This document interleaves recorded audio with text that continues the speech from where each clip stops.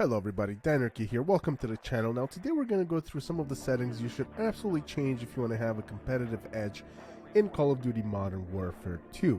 Now, if you're new here, which you are, you should definitely hit that subscribe and like button if you do enjoy the video for more content right here on the channel.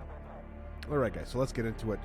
Now for this particular video, we don't have to go online. And what we're going to do is we're going to tap the options button here and we're going to go into controller. And we're going to change up some settings right here. Now, one of the first things that I like to do is change the button layout. And this is especially pertinent if you are using the default PlayStation 5 controller, because you will not have the extra paddles and whatnot. So you're going to want to change this.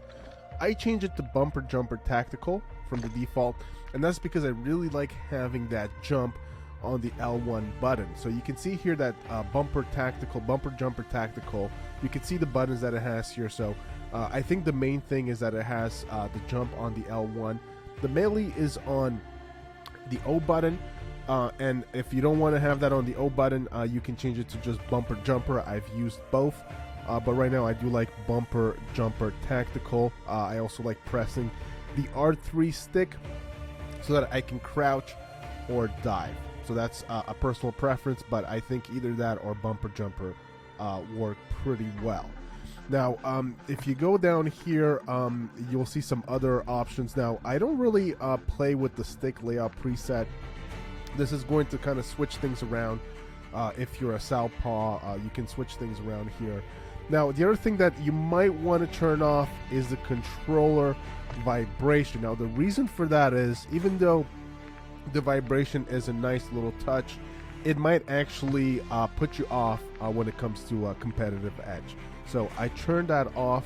The trigger effect I also turn off as well. So you know, if you're playing single player, maybe leave that on, but if you're playing multiplayer, perhaps turn that off, because you need every ounce of advantage that you can get, you know, to have a competitive edge here.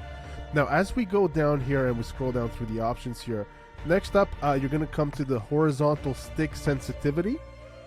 And this by default is set to 4, which I find to be too low. Now, this is going to come down to a personal preference. So you're going to have to test this out and see what works best for you. Right now, I have it set to 6 and 6. But from what I read, some people have it from 6 all the way up to 10.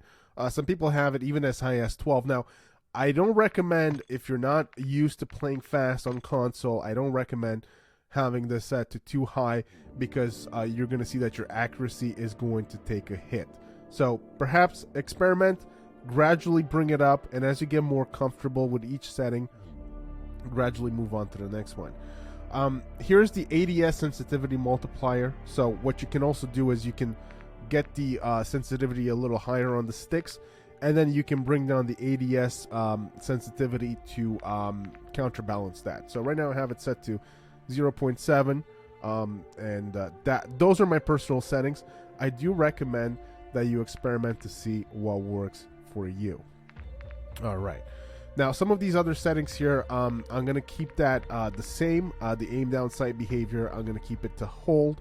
Now, the automatic sprint, I'm going to switch that to automatic tactical sprint. And the reason for that is because this is going to give you the best edge in gameplay. Call of Duty is a fast-paced game, and so you need to be running around. You don't want to be pressing any extra buttons to have to run around.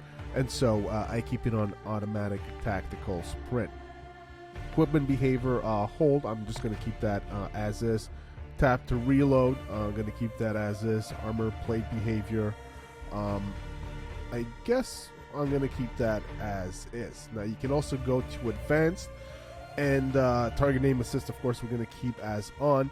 Now the ADS aim assist, you know, this is going to come down to preference here.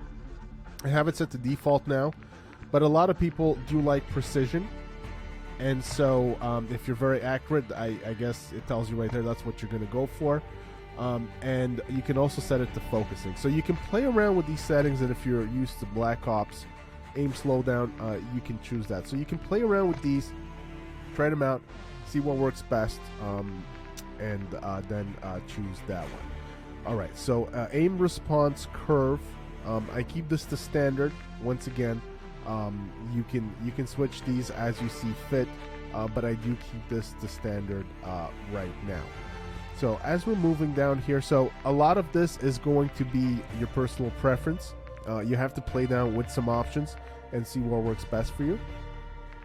Now the input dead zone, this is set to 0.10 by default, and I do suggest that you try to move this down as much as you can. So you're going to see some stick drift depending on your controller, and so you want to bring this all the way down to 0, but you're likely going to see some stick drift, and then you want to bring it up until you no longer see any stick drift. So somewhere between 0 and 0.5 is a good spot, and that's what you should be aiming to get here. Hopefully you don't see any stick drift, but it varies by controller. All right, now moving on to the graphics side. So here we're going to have a lot of options too. On-demand texture streaming, so this downloads high quality texture to your console from the internet, so we're going to leave that as on. World motion blur, so this is on by default. We're going to switch it to off, and the reason for that is because the motion blur, it provides a nice cinematic effect, as you can see here on the right side, but you don't want that in competitive gameplay because you're not going to be able to see your enemies very well. So we're going to want to switch it to off so that we can see everything very nicely. That's going to help with our target identification, and it's going to help with gameplay tremendously. Once again, weapon motion blur, so if we keep it as on, it says that it adds weapon motion blur effects while moving, aiming, and firing. Once again, we want to set that to off. We don't want any motion blur affecting our vision while we're playing competitively.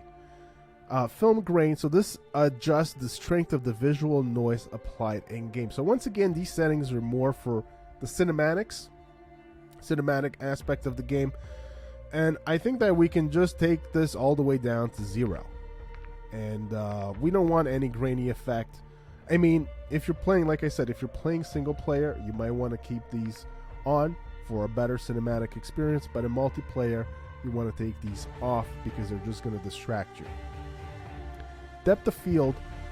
Now, depth of field is going to add some, once again, it's going to add some focusing effects, so it's going to put some things out of focus, some things in focus, and so it's going to simulate a camera lens, and out of focus regions appear blurry. You don't need this because you don't need to have any part of your screen out of focus. We're going to turn that off.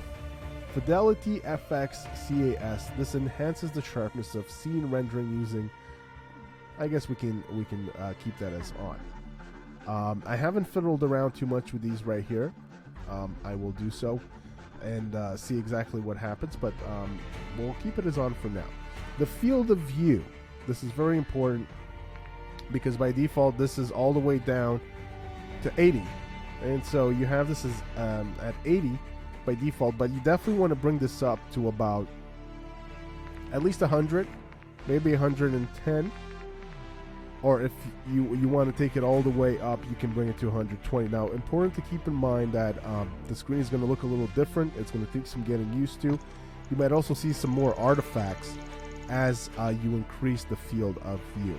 Right now I have it as 120, but I've been playing around with it. Definitely somewhere between 110 and 120 is where I like to have it, but I think for most people between 100 and 110 is where the sweet spot is going to be. Alright, so same thing for the third person field of view. Now, I actually haven't really played any third person yet. I know we saw some during the beta. I haven't played any. I'll just bring this up all the way to 90, even though I haven't really experienced any third person. This adjusts the sensitivity or the intensity of camera shake movement when playing in first person. Alright. So there we go, guys.